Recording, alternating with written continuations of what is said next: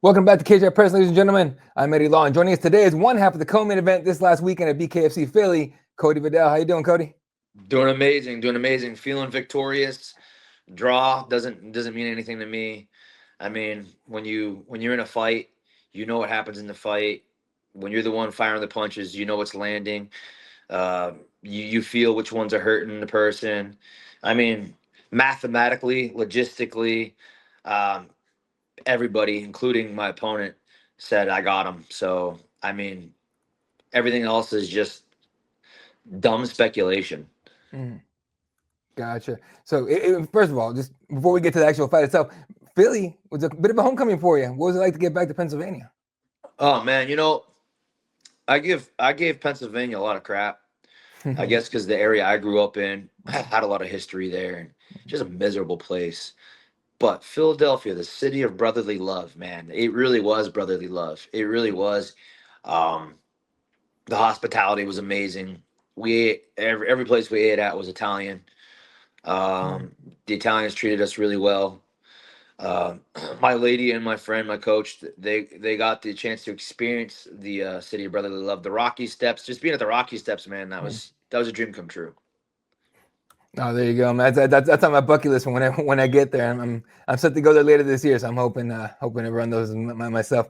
All right, so you talked about already the draw, tough fight against Brandon Conley in Philly. So ended up going to majority decision, or sorry, majority draw. First Yeah. of all, what were your thoughts immediately after the scores were read? So I was smiling the whole time Mm-hmm. because that fifth round, I know in that fifth round, like he was this close to going, and I was just happy I was able to hurt him. Like, of course I wanted to score the finish, but the fight went pretty much how I thought it would go. He said he underestimated me. I underestimated him. He hit me a lot more than I thought he was going to hit me. Um, and I'm not a jerk. I'm not gonna sit here and like hate on him for having his hands open and whatnot. You all Mm-hmm. saw that. I warned the referees about that before it even happened. Um, but what really made me angry, looking back at it, was him bending over in a fist fight. Mm-hmm. So like every time I'd hurt him, he'd bend over, he'd fall to the ground. And I posted a video today and tagged you in it where Mm-hmm. he was saying my last opponent didn't offer me anything because my last opponent kept falling on the ground. I literally just got off the phone with my last opponent as well, Kevin Smith. And Kevin was laughing because, as you see in the video, Mm-hmm. Brandon's talking with you, saying that my opponent was falling over the floor. Brandon was falling all over the floor. And why?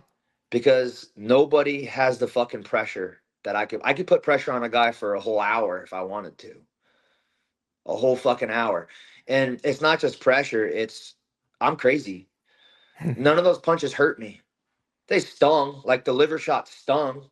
But when I say hurt me, damage me, like made me think about like, oh, maybe I should take a step back. Not at all. Mm-hmm. No, because it was a lot of him trying to get like he wanted to keep the range, right? I mean, clearly the game plan for him landed left hook, try to end the night, right?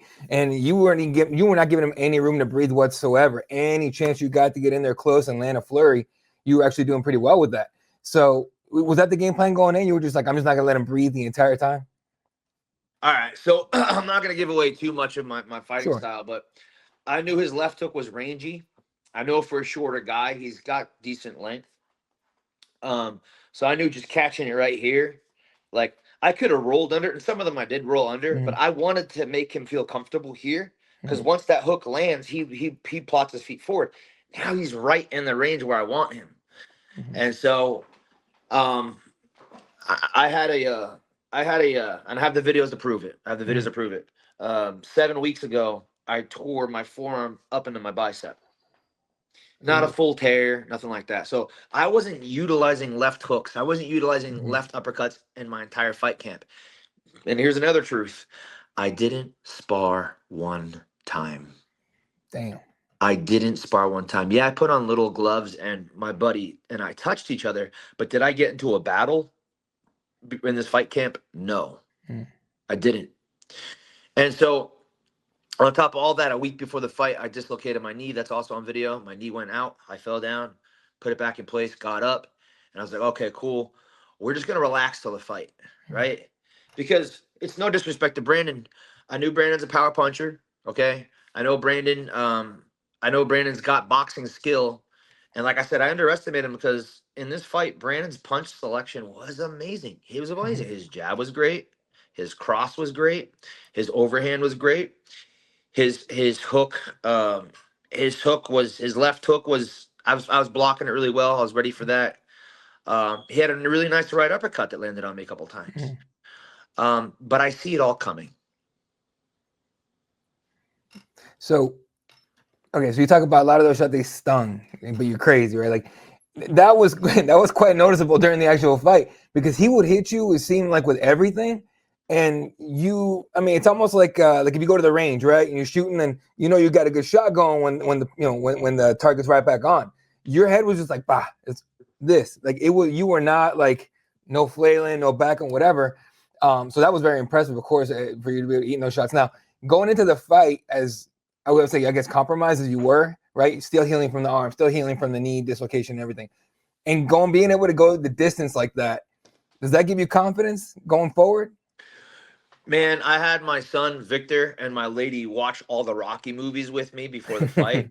Yeah. And returning to Philly, having a new training system, having like a new perspective of life because of the surgery I had on my wrist, which released the pinched nerve, the surgery I had on my leg to reconstruct my leg, all the operations I had on my back because I had broken my back. Like me at 36, with the knowledge I have, beats the fuck out of me when I was healthy when I was younger, just based off the knowledge and the drive that I have.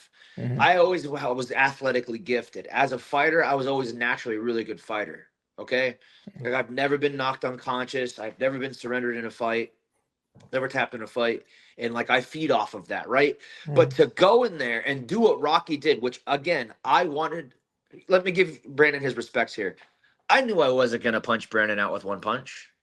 And I knew if I tried, I was going to break my hand because that guy's got a fucking skull on him. Right? And I know he hides his head well. So I knew if I ripped off a right hand the way I knew I could, if I caught him on the skull, I was going to be fighting him with one hand. And fighting Brandon Conley with one hand is not smart for anybody. Yeah.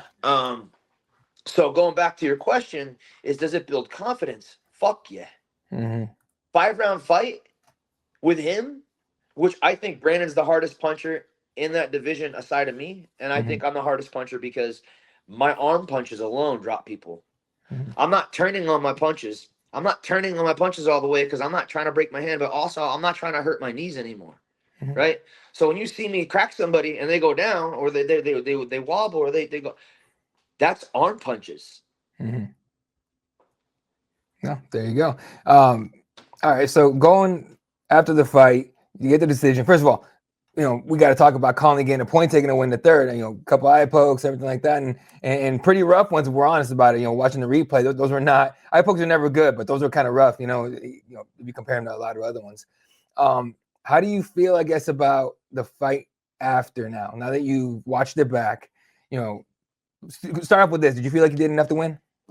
Easily. I know I did. I did. That's why I'm not jumping up and down screaming rematch. Like I clearly in 2 videos called for the rematch. He commented on those videos, said nothing about the rematch, told me to let it go actually, and then blocked me.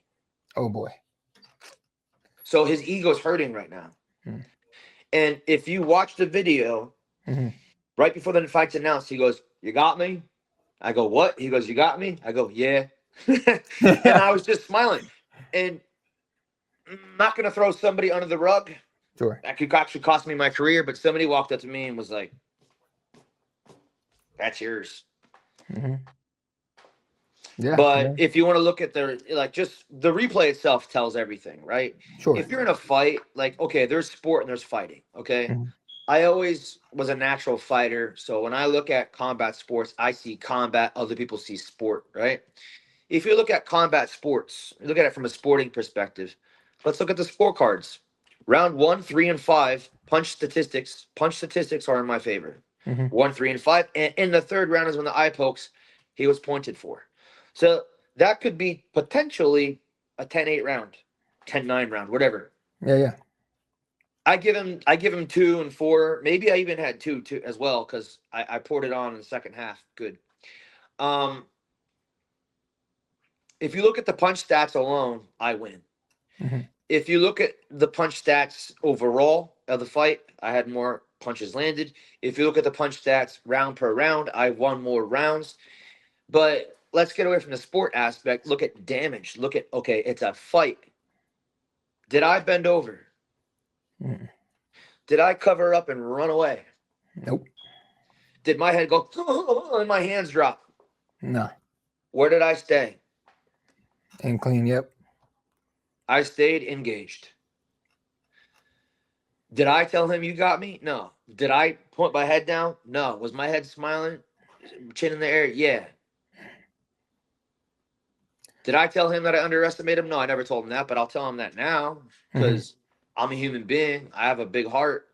I underestimated him. He boxed way better than I thought he could. Mhm. And fucker was faster than I thought he was too. Damn. But dropping 20 pounds will do that 100%, man. So did you get to talk to David Feldman after the fight? shortly. Yeah. What do you say about it? Did he feel the same way as you? I walked up to him. You know, I don't have those conversations, and I don't think they have those conversations with a lot of guys. But I Sure. walked up to Dave. I said, "Hey, boss man, sorry I didn't get the finish. I had him in a fifth. I'm like, I feel like I could have did more." He's like, "Nah, it's okay. You fought your ass off." And I had the momentum early in the fight. Mhm. You could see he was not comfortable at all, but he cracked me in the liver. He got me in the liver good. And that was the punch that hurt the most, but I disguised it well. Mhm.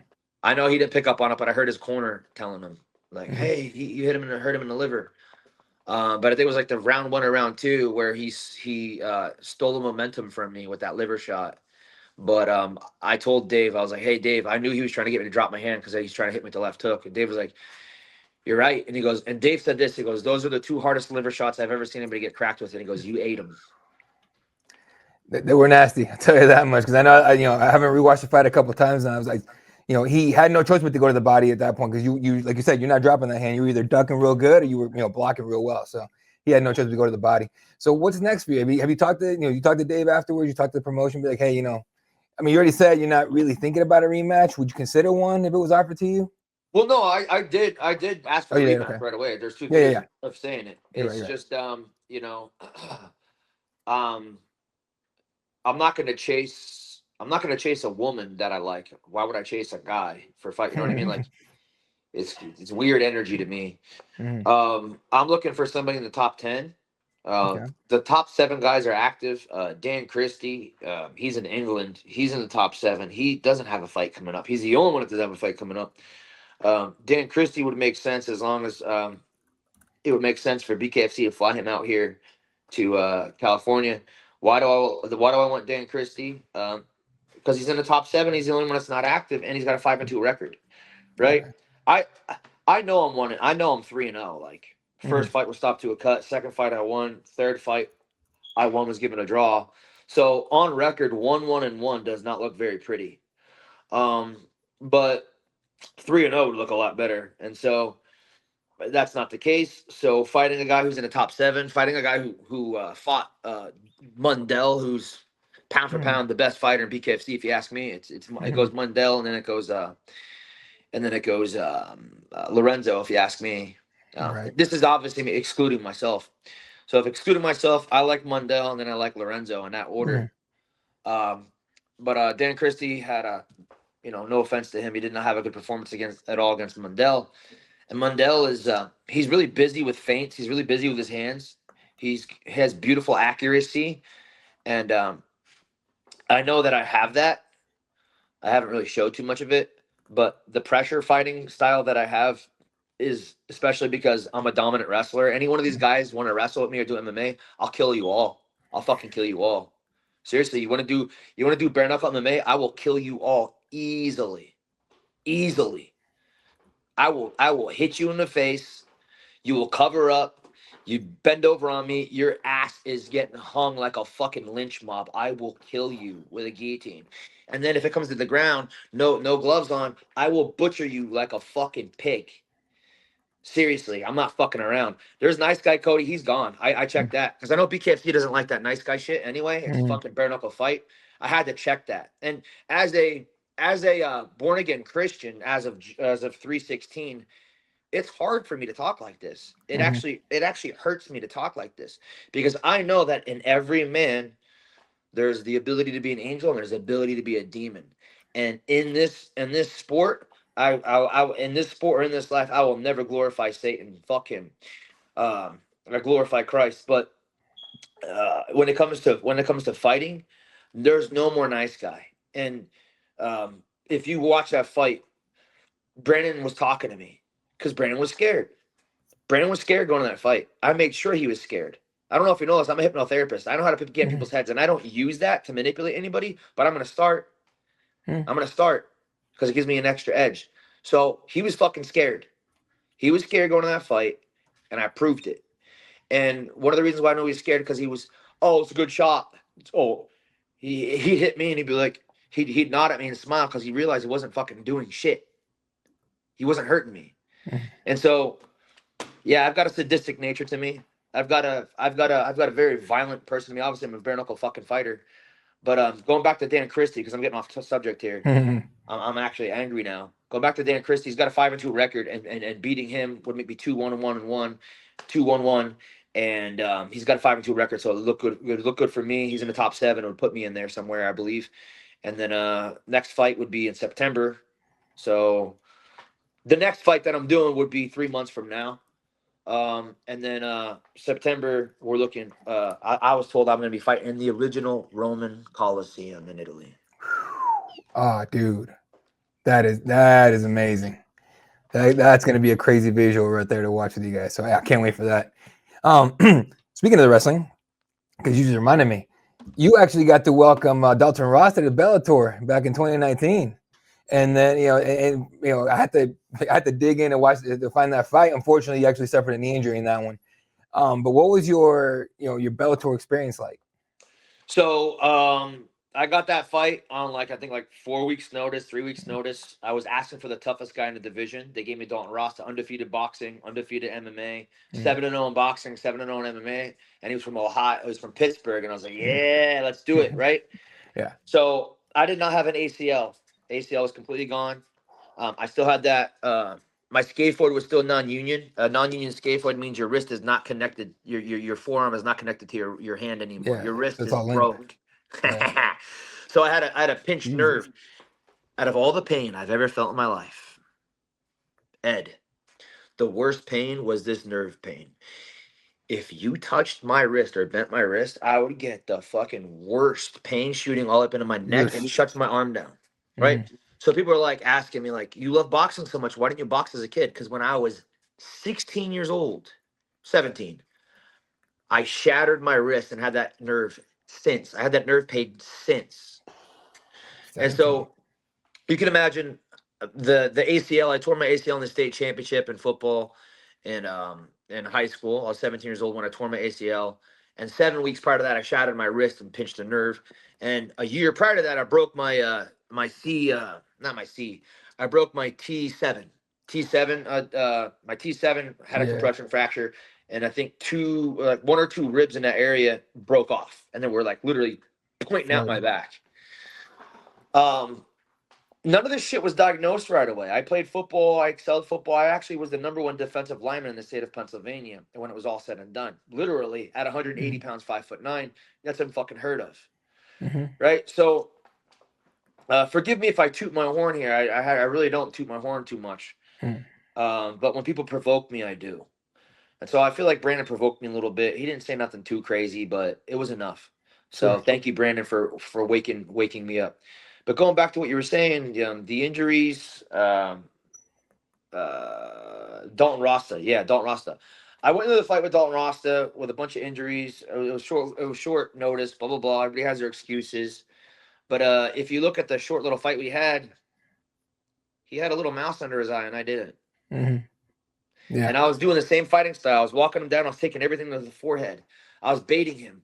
And right when I felt like I was comfortable with him, he fired a jab, and I slipped inside the jab, and I rotated my shoulder down for the overhand.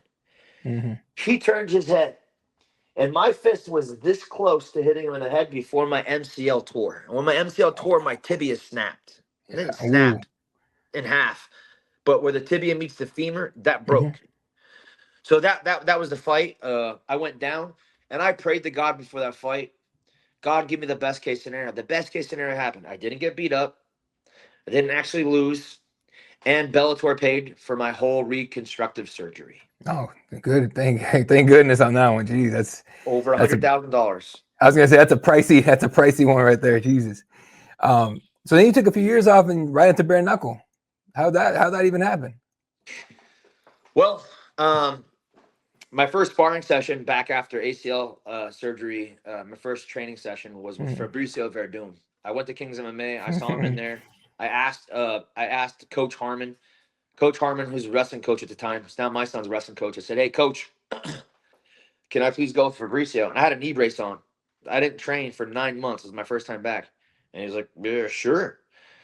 I got videos from Fabricio Verdun talking about how strong I am and how good I am at wrestling. And I was doing it with one leg and one hand. So, started training MMA again. And even though my knee never tore again after that, I would still dislocate, like not Yeah. dislocate slightly, a little bit in the MCL area because they never repaired the MCL properly. So I was dealing with that. And I talked to Nate Shook and I talked to Dave Feldman for years about getting me into their organizations. I was supposed to fight for Dave Feldman and Nate Shook back in like 2011, 2013 in MMA. And my coach at the time, Camaro Morera, pulled the fight for whatever reason. And that was that. But ever since then, I was talking to Nate and I was talking to Dave. I was like, when you guys have bare knuckle MMA, let me know. I'll be your champion in bare knuckle MMA. They ditched the MMA and they went straight boxing. And for me, I'm like looking at my knee. I'm thinking about my back. I'm thinking about my neck. I was just like, let me win this title in bare knuckle boxing, and then let me call out whoever the champion is, whether it's game bred MMA, or whether it's a UFC fighter, and get them to do a crossover fight, a crossover MMA bare knuckle fight, and let me win that title too. Why? That'll make me the very first person in history to have a bare knuckle MMA and a bare knuckle boxing championship at the same fucking time. That'd be And I don't wild. know about you, but that's plenty enough for me to bow my head and say, I did a really good job.